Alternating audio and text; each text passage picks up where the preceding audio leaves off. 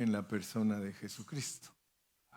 ¿Verdad? Eso es preciosísimo entenderlo, porque muchos son cristianos, pero no saben qué clase de Dios vino en la persona de Jesucristo. Y por eso estamos estudiando 29 cosas que le pertenecen a la persona de Dios. 29 cosas que están en el Nuevo Testamento, con palabras simples. Después que terminamos esas 29 cosas con palabras simples, entonces ahora estamos estudiando 10 cosas que le pertenecen a la persona de Dios, pero que están en parábola. Y la primera que estudiamos fue el viernes. El viernes hablamos que Dios en parábola, Él se pone como un padre de familia que arrenda su viña a unos labradores. Amén. Quiero que vayan entendiendo todo eso. En la parábola que vimos el viernes, Dios arrenda la viña a unos labradores.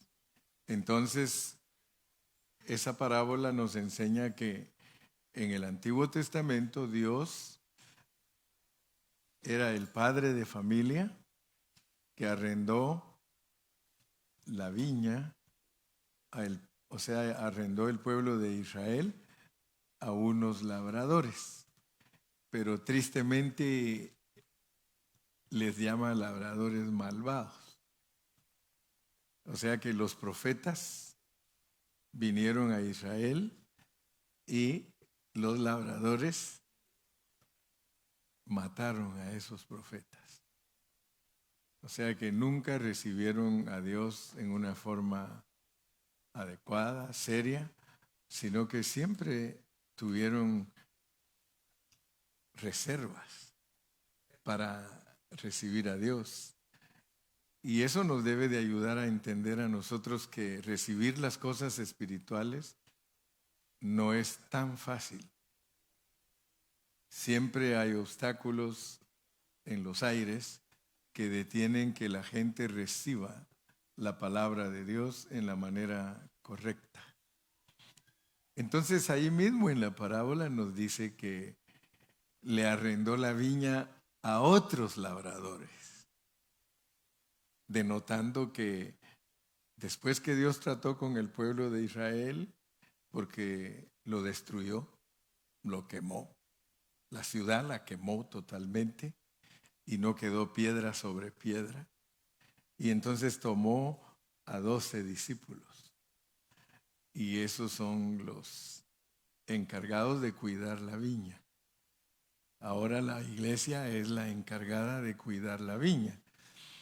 Y por eso les estaba diciendo que la iglesia en todo el mundo es la viña del Señor, solo que está expresada por localidades.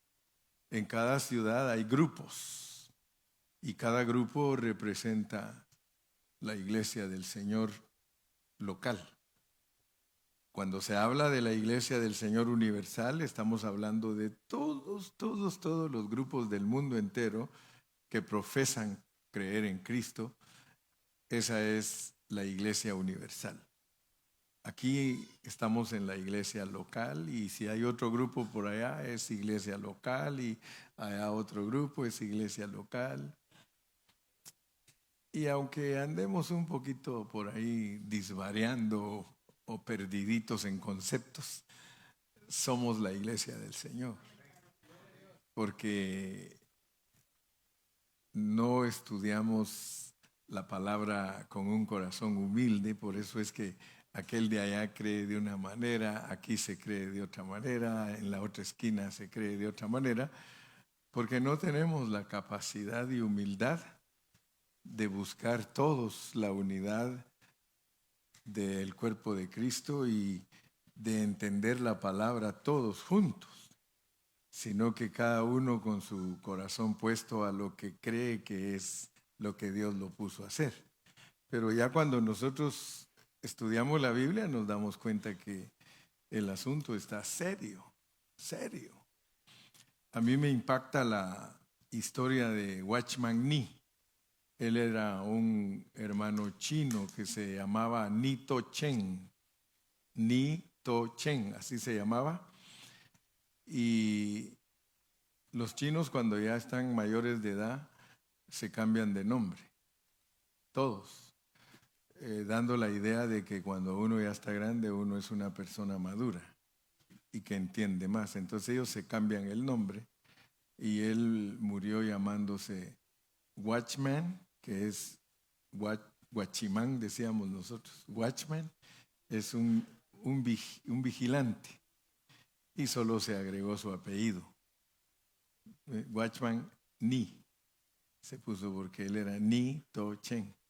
Entonces él se puso su nombre al final, pero con se llama seudónimo. Cuando uno usa un nombre para identificarse, ese es un seudónimo.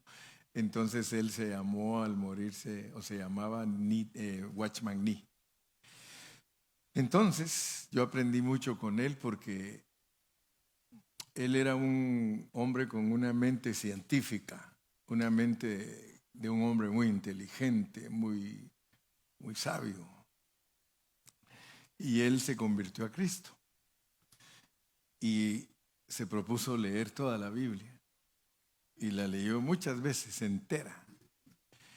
Entonces, después que él entregó su corazón a Cristo y leyó la Biblia muchas veces, dijo: voy a ir a visitar las iglesias para ver cuál está haciendo lo que dice aquí. Y dice que visitó iglesias e iglesias e iglesias e iglesias y no encontró ni una que hiciera lo que dice aquí en la Biblia.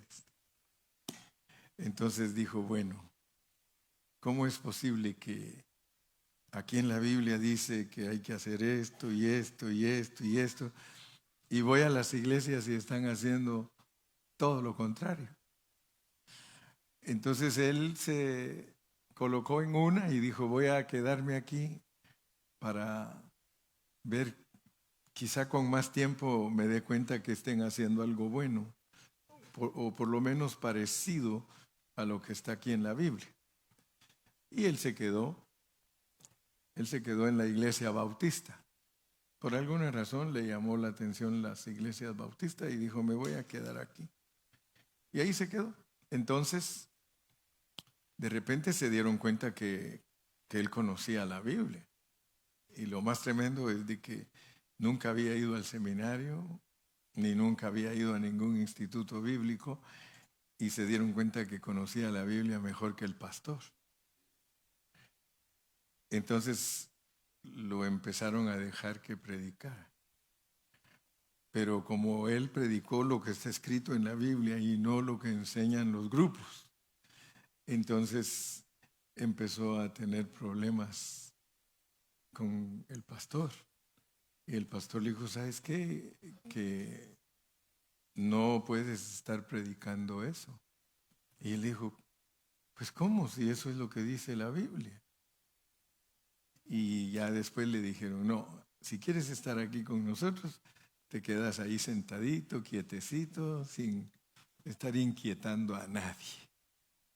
Así que lo callaron y dijo: bueno, entonces voy a buscar otra iglesia para ver si ahí aceptan lo que dice la Biblia. Y se fue para otra denominación. Y la otra denominación le hizo lo mismo: disculpa, pero nosotros no creemos como tú crees. Qué tremendo, ¿verdad? Qué tremendo que cuando alguien entiende la Biblia, los demás, si no se les predica lo que dice, o se les predica lo que dice la Biblia y pasa lo que dice Pablo: me he vuelto vuestro enemigo por deciros la verdad. Para no cansarlos, probó muchas denominaciones y por un tiempo lo dejaban predicar, pero ya cuando oían lo que él cargaba, lo sentaban y ya no lo dejaban predicar. Entonces fue cuando él dijo: entonces quiere decir que Dios quiere que yo predique, pero que yo levante iglesias que crean la verdad. Y así fue como él empezó a predicar y sí encontró a unos hermanos en Inglaterra que se llamaban solo hermanos. Le llamaban las iglesias de los hermanos. A mí me tocó conocer en Guatemala un grupo que trabajó con ellos porque el rótulo afuera del edificio decía, aquí se reúnen unos hermanos. Así decía ahí afuera, si usted iba a visitarlo, aquí se reúnen unos hermanos. Y ese grupo de la hermandad, de alguna manera, también fue visitada por Dios y ellos estaban estudiando la Biblia por su cuenta y encontraron lo mismo que encontró Watchman Nee. Entonces él se unió a los hermanos y él testifica en su historia que con los hermanos él aprendió muchas cosas bonitas y él también les compartió a los hermanos, pero con el tiempo también los hermanos se opusieron a él. Así que el asunto no es fácil, no vayan a creer ustedes que es fácil predicar la verdad. Ayer estuvimos en una boda y Dios nos ayude porque allí estuve platicando con el hermano de la hermana Laura.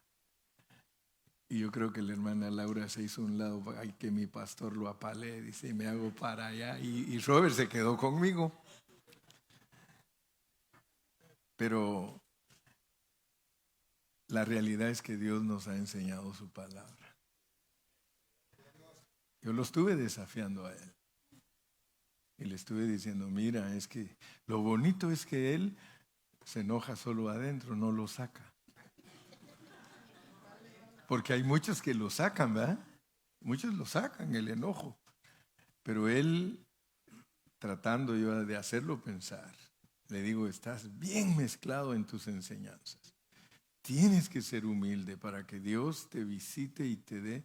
Y por aquí estaba el venezolanito también, que creo que es cristiano también. Y él estaba que me miraba y que se hacía para un lado y para el otro. Pero yo creo que la mejor manera de ganarse uno a las personas para la pureza de la palabra es con un espíritu humilde y sin pelear. Amén. Así que ayer en la boda pude estar compartiendo. No solamente me tocó casar, sino que pude. Y eso es lo que me gusta a mí, porque es la manera de realmente ganar a las personas con la verdad. Toda oportunidad aprovechenla ustedes. No solo el hermano Carrillo, aprovechen la oportunidad de compartir la verdad, porque es la única que hace libre a las personas. Entonces, como estamos estudiando lo que es Dios, de esa manera nosotros entendemos más al Señor Jesucristo. Porque cuando Él oró antes de irse, Él oró al Padre y le dijo, que te conozcan a ti, el único Dios verdadero, y a Jesucristo a quien has enviado. O sea que es bien importante la oración que hizo Cristo antes de irse al cielo. Antes de ir a la cruz, Él hizo esa oración, que te conozcan a ti, el único Dios verdadero, y a Jesucristo a quien has enviado. Yo tengo un hermano en la carne que es testigo de Jehová en el lado de mi papá. Y todos mis hermanos que son evangélicos se pelean con él. Yo no me pongo a pelear con él, yo le muestro el amor de Cristo. Y a mí sí me escucha, porque yo prefiero mostrarle el amor de Cristo, ayudándolo, que pelear por doctrinas. Entonces él siempre me textea y me dice, vos sos tan diferente. Solo así me dice, vos sos tan diferente. Le digo, es que tenemos que mostrar a Cristo, Leo. Y yo creo que poco a poco me ha ido escuchando, porque ahora lo veo que de vez en cuando se conecta a mis mensajes. Y eso es precioso, porque solo la palabra es la que puede liberar a la gente. Y estamos ahora aprendiendo que esa persona que vino aquí a la tierra, que se llama Jesucristo, Él trae a Dios. Entonces, si nosotros queremos conocer cómo es Dios, solo póngale atención a todo lo que dijo e hizo Cristo. Y usted va a descubrir cómo es Dios. Dios no es nadie aparte de Jesucristo. Dios es en la persona de Cristo. Por eso dijo que te conozcan a ti, el único Dios verdadero, y a Jesucristo a quien has enviado. Entonces lo que le cuesta a la mente natural entender es que el Padre y el Hijo son lo mismo. Eso le cuesta entender a la gente porque dice, pero ¿cómo es que Él es Dios encarnado? ¿Y por qué cuando está en la cruz le dice, Dios mío, ¿por qué me has desamparado? ¿Será que estaba hablando con Él mismo? Miren, es muy fácil entenderlo si aceptamos la Biblia como está escrita. Porque los testigos de Jehová, que son falsos, ellos no la aplican como está escrita. Ellos solo agarran una parte y con esa parte engañan a toda la gente. Agarran la parte donde Jesús actúa como hombre, pero no agarran la parte donde Jesús actúa como Dios. Entonces le van a enseñar a la gente todo lo humano de Cristo, lo cual es cierto. Él es humano, Él es hombre verdadero, pero Él traía dentro de Él a Dios. De hecho, Él desde su nacimiento no nació como producto del amor de un hombre y una mujer, sino del Espíritu Santo. Desde su origen, la Biblia nos lo muestra a Él como alguien divino. No es un hombre que es el producto de una pareja. Por eso tuvo que tratar tanto con José y con María para que agarraran la onda. ¿Se recuerdan? Ya estudiamos eso. Pero esas 29 cosas entonces se le atribuyen a la persona de Dios, que vienen en la persona de Jesucristo. Ahora estas 10 que vamos a estudiar, hay muchas más, pero vamos a estudiar 10 que nos las enseñan en parábola. Entonces la de hoy es que Él es un rey. Él es un rey que le hace una boda a su hijo y manda a sus siervos a que vayan a invitar a todos los que tienen que estar en esa boda. Vamos a leerlo. Vamos a ir a Mateo 22 del 1 al 14. 22 del 1 al 14. Pero recuérdense que aquí nos está hablando nuestro Dios. Nuestro Dios nos está contando esta parábola. Miren lo que nos dice Dios. Respondiendo Jesús, les volvió a hablar en parábolas, diciendo, el reino de los cielos es semejante a un rey que hizo fiesta de bodas a su hijo. Fíjense, nos está contando por medio de parábola lo que es Él en su persona. Él es un rey que envía a sus siervos a llamar a los convidados a las bodas, mas estos no quisieron venir. Volvió a enviar otros siervos diciendo, decid a los convidados, he aquí, he preparado mi comida, mis toros y animales engordados han sido muertos y todo está dispuesto, venid a las bodas. Mas ellos, sin hacer caso, se fueron, uno a su labranza y otro a sus negocios. Y otros, tomando a los siervos, los afrentaron y los mataron. Al oírlo el rey se enojó y enviando sus ejércitos. Por favor, pongan atención a esta parábola, porque esta parábola está hablando de que cuando se enojó destruyó. y mandó sus ejércitos, el ejército romano de Tito, lo mandó para destruir Jerusalén. Destruyó a aquellos homicidas y quemó su ciudad. Ustedes saben que en el año 70 después de Cristo, Jerusalén fue quemado. Entonces ya sabemos cómo está hablando Dios aquí, en parábola. El 7, el 8. Entonces dijo a sus siervos: las bodas a la verdad están preparadas, mas los que fueron convidados no eran dignos. No vayamos a confundir esta boda con las bodas del Cordero. ¿Ok? Aquí está dándonos una parábola donde nos muestra la manera en que Él visitó a los judíos.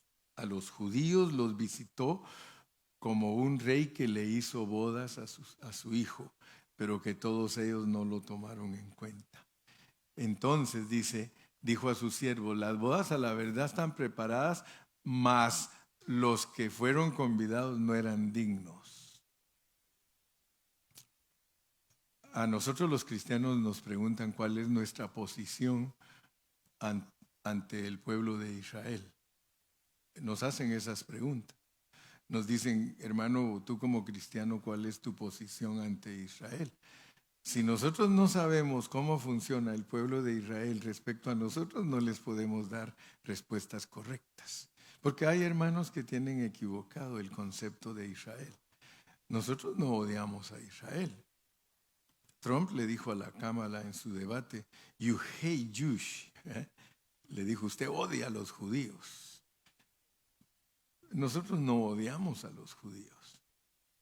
Aunque Dios les diga homicidas, aunque Dios les diga asesinos, nosotros no odiamos a Israel, porque nosotros sabemos que Dios cegó a Israel en parte para que nosotros seamos salvos. ¿Ok? Entonces, en otros estudios nosotros vamos a hablar con más detalles la forma, qué actitud debemos tener nosotros hacia los judíos, ¿verdad? Porque si no sabemos qué actitud tenemos que tener, no vamos a poder explicar cuando nos preguntan. Entonces dijo a sus siervos: las bodas a la verdad están preparadas, mas los que fueron convidados no eran dignos. Se refiere al pueblo de Israel. 9. Id pues a las salidas de los caminos y llamad a las bodas a cuantos halléis. Y saliendo los siervos por los caminos, juntaron a todos los que hallaron, juntamente malos y buenos, y las bodas fueron llenas de convidados. ¿Cuántos hay aquí de esos? Porque ahora él siempre, de un pueblo, si es rechazado, se pasa a otro. Lo rechazaron los judíos, entonces ahora dice: vayan a buscar a los gentiles. A ellos nunca les dijo que eran malos y buenos. Nosotros somos los malos y buenos. Malos, malos y buenos para nada. Así que nosotros estamos bien, está seria la cosa con nosotros. Dice: juntaron a todos los que hallaron, juntamente malos y buenos, y las bodas fueron llenas de los convidados. El 11. Y entró el rey para ver a los convidados. ¿Cuántos saben que aquí anda el rey viendo a los convidados? Él anda siempre viendo a sus convidados. Fíjese pues. Y vio ahí a un hombre que no estaba vestido de boda. Cuando uno no entiende la Biblia y se la enseñan mezclada, dice: ¿cómo es que alguien entró al cielo? Dice: no, aquí con nosotros hay gente que está convidada, pero no está vestida de boda. Ya saben ustedes pues a qué se refiere, ¿verdad? Porque está hablando del reino de los cielos. Aquí está comparando nuestra vida cristiana como una boda donde El hecho que estemos aquí no quiere decir que ya estás vestido. Quiere decir que aquí hay que estudiar más y explicar, porque esto no es profético, es para que va a suceder en el... Porque algunos, como no entienden la Biblia, creen que esto es algo que va a suceder. No, no, no. Las bodas del Cordero, ese es otro asunto. Ese es otro rollo. Cuando estudiemos las bodas del Cordero, tenemos que explicar bajo contexto cómo es que se van a llevar a cabo las bodas del Cordero. Esto es comparado con una boda. Por eso todo el que acepta a Cristo, el que se une al Señor, un espíritu es con Él, está desposado.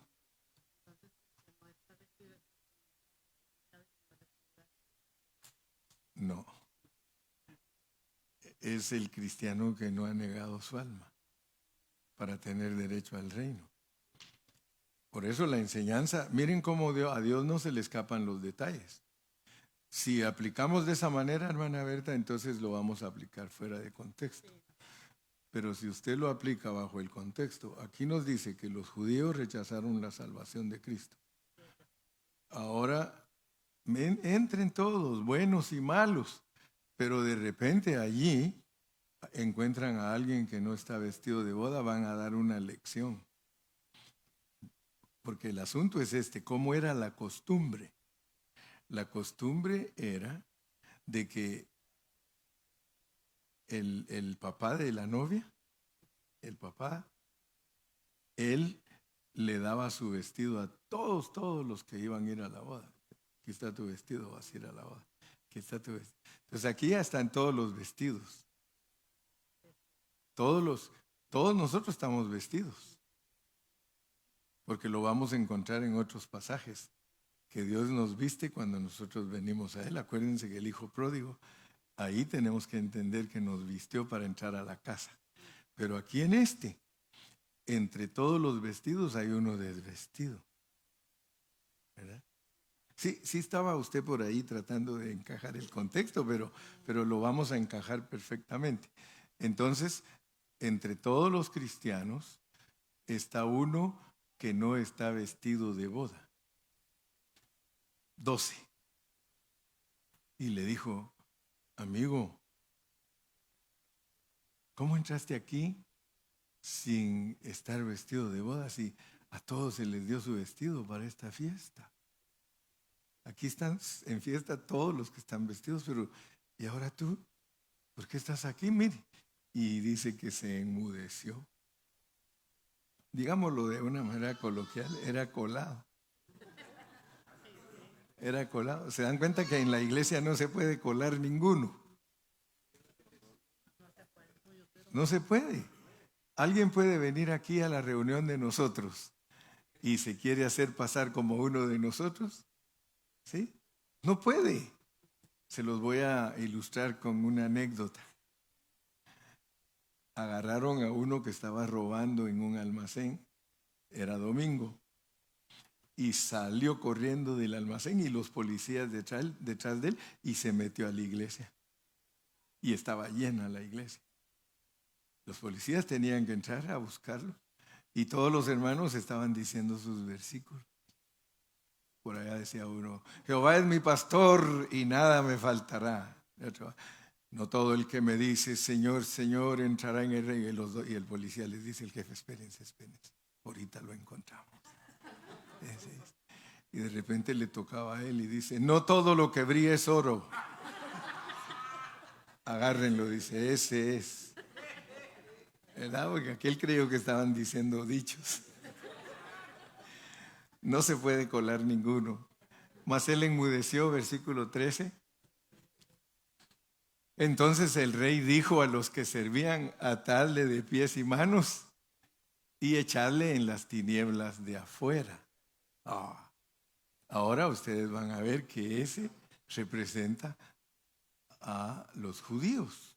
Ese representa a los judíos. Ese era judío.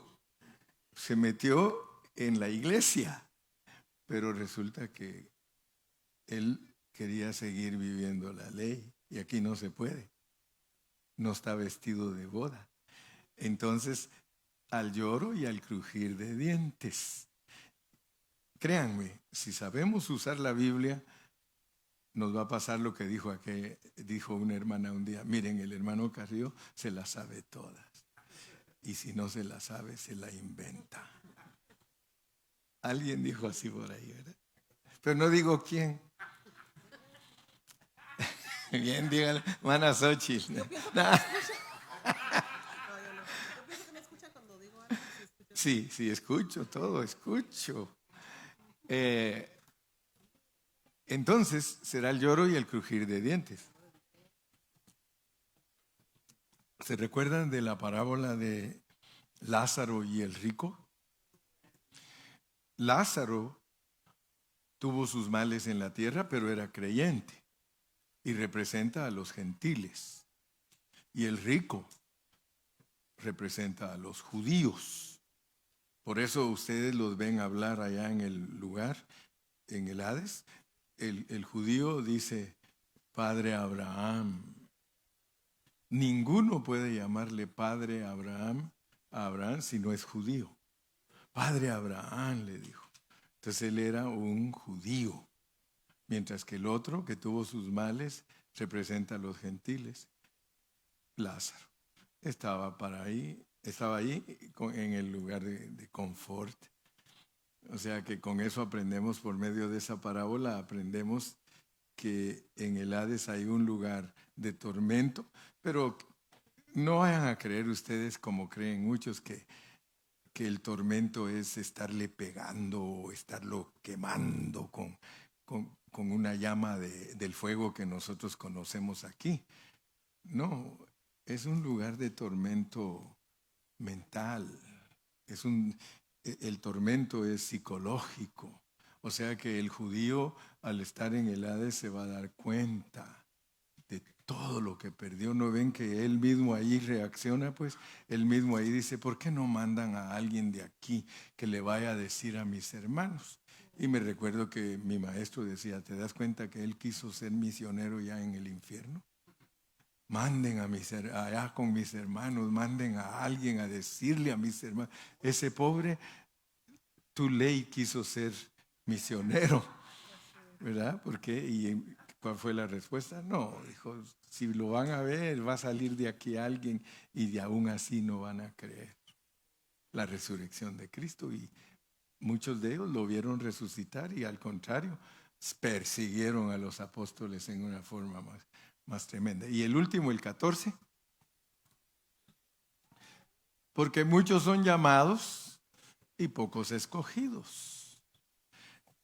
Entonces, si nosotros queremos aplicarle a los vencedores y a los vencidos, por los contextos es que Dios nos autoriza que hay más cosas escondidas. Muchos son llamados y pocos escogidos. Eso se puede aplicar a nosotros los cristianos, que muchos de nosotros somos llamados, pero no somos escogidos. Y al final de Apocalipsis no solo se necesita ser llamado y escogido, se necesita aún más, se necesita ser fiel. Dice, aquí están los llamados, escogidos y fieles. No son tres clases de personas, sino llamados, escogidos para el reino. ¿Y por qué? Porque éramos fieles. Muy bien. Entonces, en esta parábola que acabamos de leer ahorita, Dios es el rey. Dios es el rey en esta fiesta de bodas. Y concerniente a esto, repitamos el verso 2, 22:2, para que no se nos olvide. 22:2. El reino de los cielos es semejante a un rey que hizo fiesta de bodas a su hijo. Ok. El rey aquí es Dios, el hijo es Cristo. Primero, de acuerdo a esta parábola, Dios envió sus siervos. El primer grupo de profetas. Él mandó a sus siervos, pero después también llamó a sus apóstoles. ¿Se acuerdan que llamó primero a los siervos para traer a Israel? Israel no aceptó la invitación. Entonces dice que mandó otros siervos y esos son los apóstoles. para que trajeran todo lo que encontraran en el camino, y ahí encontraron buenos y malos. Y se llenó la casa. ¿Sí? Amén. Entonces, ahí podemos ver cómo Dios de una clase de gente se pasa a otra y cómo destruye a Jerusalén. Después, si Dios nos pone a estudiar con más detalles, vamos a ver más detalles. Pero la segunda cosa que debemos de entender es que en las parábolas Dios es el rey que le hace una fiesta de bodas a su hijo. Estas son las fiestas que Él le hace a su hijo. La fiesta de bodas. Todas las reuniones de nosotros son fiesta de bodas, porque aquí es donde Él está llamando a todos. Y nosotros que somos los labradores a quienes se nos arrendó la viña, somos los que tenemos que ir y hablarle a la gente. Y por medio de la predicación nuestra, la gente viene para acá. ¿Cuántos dicen amén? Entonces creo que alcanzamos a ver pues que Dios es el rey y que Él le hizo boda a su hijo. Amén. Entonces cuando Dios envía a Cristo, Él viene aquí y esto es una boda. Todos los que respondemos al llamado, Él dice, qué bueno, ustedes son mi esposa. Y el que quiere entrar aquí sin vestido de boda, no hay forma. No hay forma. Aquí no puede venir. Por eso una de las cosas que no tiene parábola es que el Dios que es conocido por el Hijo, nadie lo puede conocer si el Hijo no se lo revela. Para venir aquí, nosotros tuvimos que haber recibido revelación de Cristo. Tuvimos que recibir revelación de Cristo, de lo que es el Padre, de lo que es Dios. Amén. Entonces vamos con la tercera cosa. Pero pongamos atención porque son detallitos que si no los estudiamos, siempre vamos a estar en incógnita, siempre vamos a estar, yo no sé qué quiere decir esto, yo no sé qué quiere decir aquello. La tercera cosa la vamos a encontrar en Lucas 11, del 5 al 8. Lucas 11, del 5 al 8. Les dijo también, ¿quién de vosotros que tenga un amigo va a él a medianoche y le dice, amigo, préstame 3 panes?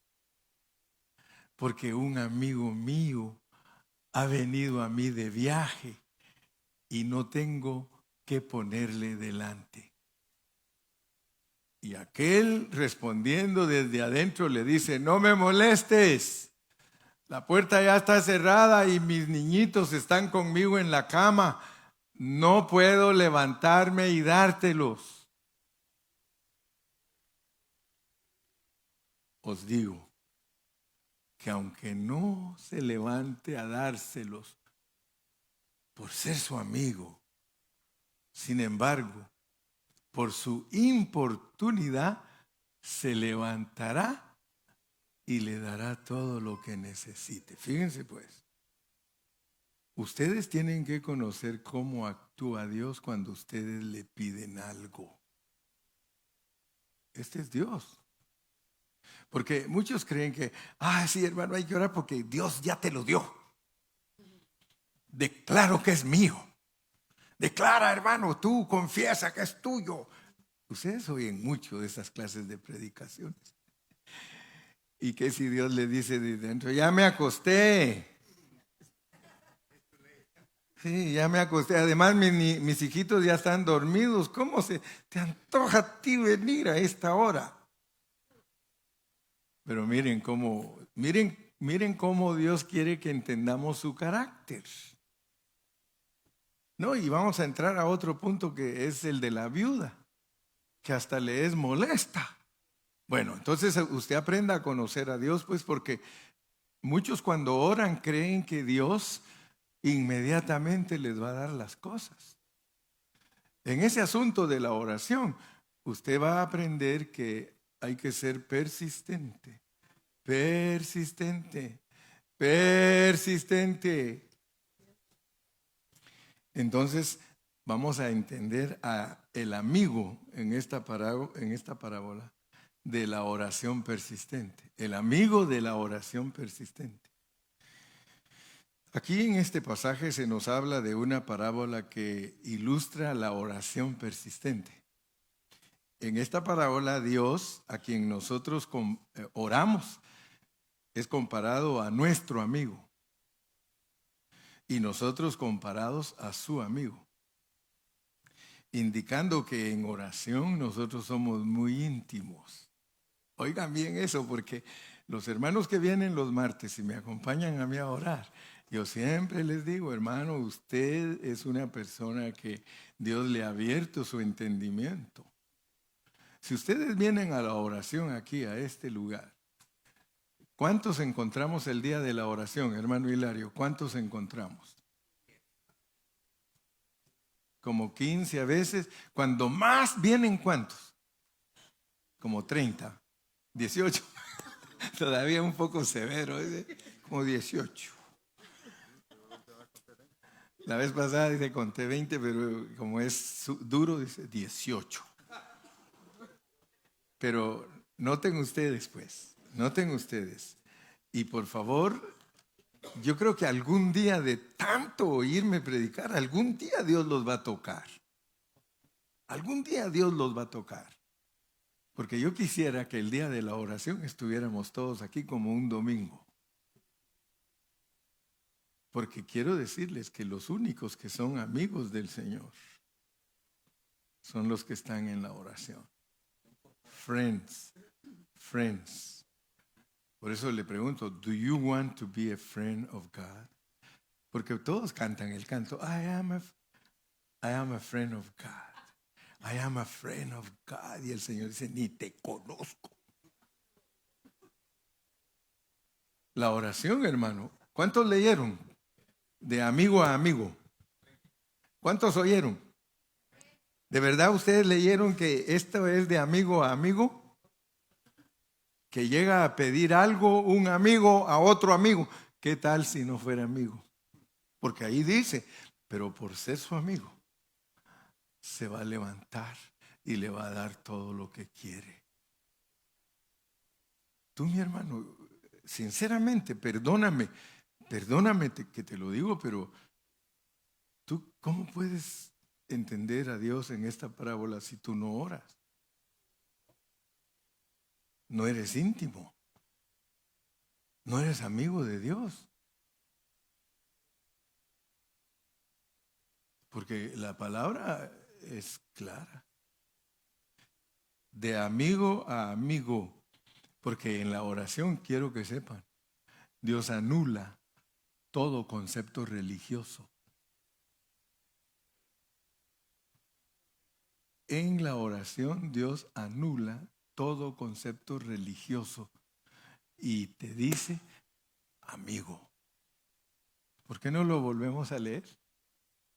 Os digo que aunque no se levante a dárselos por ser su amigo, sin embargo, por su importunidad, su pedido, se levantará y le dará todo lo que necesite por su persistencia.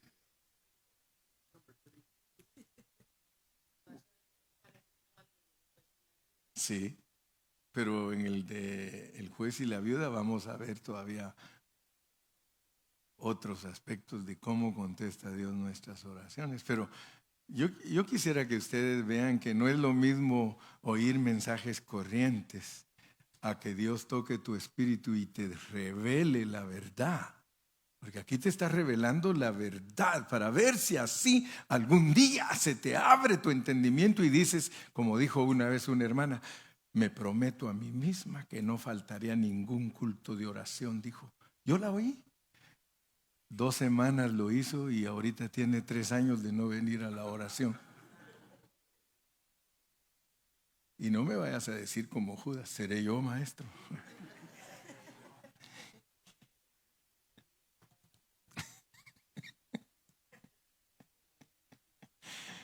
Ya se saben esa, seré yo maestro. Sí. Sí, dice que estaba Jesús con sus discípulos en la cena y entonces dijo, uno de vosotros me ha de entregar. Y Judas le dijo, seré yo maestro, y el Señor le dijo, seré yo.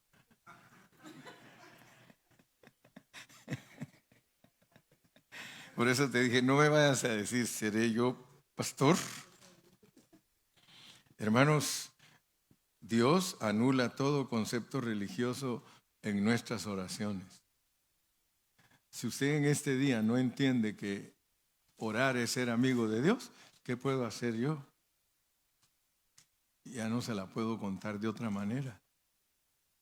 Poco a poco Dios me da una palabra de sabiduría más elevada, más elevada, más elevada. Hoy yo lo desafío a usted. Nunca diga que es amigo de Dios si usted no es de oración. Porque el Señor, aunque ya está acostado, porque Él te quiere decir, yo soy duro.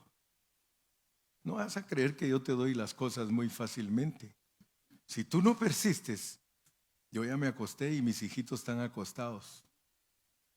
Pero por ser mi amigo, me voy a levantar y te voy a dar todo lo que necesitas. Entonces, la oración tiene requisitos. Amén. Esa es la tercera cosa de la persona de Dios. Vamos con la cuarta cosa y con esa voy a terminar hoy, con la cuarta cosa. La cuarta cosa es, vamos a leerla en Lucas 13, del 6 al 9. Lucas 13, del 6 al 9. Dijo también esta parábola. Tenía un hombre una higuera plantada en su viña y vino a buscar fruto en ella y no lo halló. Y dijo al viñador, he aquí hace 3 años que vengo a buscar fruto. Fíjese, tenía 3 años de ministerio el Señor hablándole a los israelitas. Y vino el viñador, he aquí hace 3 años que vengo a buscar fruto en esta higuera. Ya saben que la higuera es Israel, ¿sí o no? Y no lo hallo. Córtala. ¿Para qué inutiliza también la tierra? Él entonces respondiendo le dijo, Señor, déjala todavía este año hasta que yo cabe alrededor de ella y la abone. Y si diere fruto, bien. Y si no, la cortarás después. Y si no, la cortarás después. Ok. Tenemos esta parábola de la higuera sin fruto. En esta parábola Dios es el Señor. Esta parábola indica que Dios, como el dueño de la higuera plantada en su viña, vino en el Hijo al pueblo judío como un plantador de viñas en la tierra prometida de Dios. Ya vimos en Isaías 5, ¿se recuerdan? En Isaías 5 estudiamos que Israel era la viña del Señor. Amén. Vino a buscar fruto a Israel y lo estuvo buscando por 3 años. Lo dice el versículo 7, y no encontró nada. Él la quiso cortar, pero el Hijo como viñador oró por ellos para que Dios el Padre les tolerara 1 año más, lo cual representa que esperará hasta que Él fuera a la cruz y resucitara. Aleluya. Esperando que ellos se arrepintieran y produjeran fruto. De otra manera serían cortados. Los pasajes en Lucas 11, del 29 al 32 y 42 al 52, los vamos a leer ahorita porque ellos nos confirman que el pueblo judío era una generación mala y pecadora. Vamos a leer pues Lucas 11 del 29 al 32 y del 42 al 52. Lucas capítulo 11, 29 al 32. Lucas 11, 29 al 32 y del 42 al 52. Y apiñándose las multitudes, comenzó a decir, esta generación es mala, demanda señal, pero señal no les será dada, sino la señal de Jonás. Porque así como Jonás fue señal a los ninivitas, también lo será el Hijo del Hombre a esta generación. La reina del sur se levantará en el juicio con los hombres de esta generación y los condenará, porque ella vino de los fines de la tierra para oír la sabiduría de Salomón, y he aquí más que Salomón en este lugar. Los hombres de Nínive se levantarán en el juicio con esta generación y la condenarán, porque a la predicación de Jonás se arrepintieron, y he aquí más que Jonás en este lugar. Fíjense pues. 42 al 52. 42 to 52. Mas hay de vosotros, fariseos, que diezmáis la menta y la ruda y toda hortaliza, y pasáis por alto la justicia y el amor de Dios. Esto os era necesario hacer sin dejar aquello. Ay de vosotros, fariseos, que amáis las primeras sillas en la sinagoga y las salutaciones en las plazas. Ay de vosotros, escribas y fariseos hipócritas, que sois como sepulcros que no se ven, y los hombres que andan encima no lo saben. Respondiendo uno de los intérpretes de la ley, le dijo: Maestro, cuando dices esto, también nos afrentas a nosotros. Y él dijo: ay de vosotros también, intérpretes de la ley, porque cargáis a los hombres con cargas que no pueden llevar, pero vosotros ni aun con un dedo las tocáis. Ay de vosotros que edificáis los sepulcros de los profetas, a quienes mataron vuestros padres. De modo que sois testigos y consentidores de los hechos de vuestros padres, porque a la verdad ellos los mataron y vosotros edificáis sus sepulcros. Por eso la sabiduría de Dios también dijo: les enviaré profetas y apóstoles, y de ellos a unos matarán y a otros perseguirán, para que se demande de esta generación la sangre de todos los profetas que se ha derramado desde la fundación del mundo, desde la sangre de Abel hasta la sangre de Zacarías, que murió entre el altar y el templo. Sí os digo que será demandada de esta generación. Ay de vosotros, intérpretes de la ley, porque habéis quitado la llave de la ciencia. Vosotros mismos no entrasteis, y a los que entraban se los impedisteis. Ustedes se dan cuenta que Dios va a tratar bien duro con Israel, precisamente por todas estas cosas. En esta parábola, el pueblo judío es comparado con una higuera. Cuando Dios no encontró fruto en esa higuera, Él pensó en cortarla. Pero el viñador, el Señor Jesús, rogó al Padre que no la cortara hasta, o sea, dando a entender, hasta que Él muriera y resucitara, representado por el siguiente año, porque ya llevaba 3 y Él todavía usó medio año más del tercer año, que cavaría alrededor de la higuera y que la abonaría, y que entonces, si no daba fruto, que la cortara. Eso fue realmente lo que pasó, porque los judíos no se arrepintieron. Aún después que el Señor Jesús murió y resucitó y vino el Espíritu, la higuera fue cortada en el año 70 después de Cristo. Así que yo espero en el Señor que hayamos puesto atención a estas tres cosas de hoy. La segunda es que Él es el rey en la parábola que prepara la fiesta de bodas. La tercera es que Él es el amigo en la oración persistente. Y la cuarta que vimos hoy, que Él es el Señor en la parábola de la higuera sin fruto. Acuérdense siempre, el Señor en toda la Biblia, tanto en el Antiguo como en el Nuevo Testamento, Dios como Señor es el dueño y soberano de todo. Él es el dueño. Cuando se habla de Señor, Él es el dueño. Por eso nos muestra aquí entonces en esta parábola, en el punto número 4, que Él es el dueño de la viña, Él es el dueño de ese campo, Él es el dueño de donde nos ha plantado y Él es el que puede hacer que produzcamos fruto o cortarnos.